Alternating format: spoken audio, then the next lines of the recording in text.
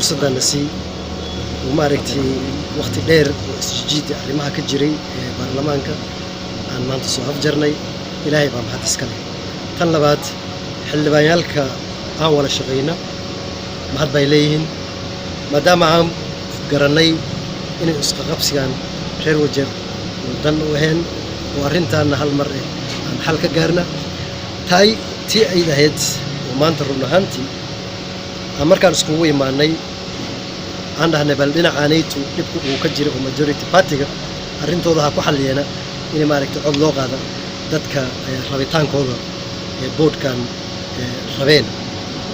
ninkii walaalkay Abdullahi Isaaq iyo aniga baa maaragtay meesha isku haysanay waan wala tagnay anaga majority coalition ka hadanahay waan fadhiisanay cod baan qaadnay codkiina aniga ku tiro dheeraaday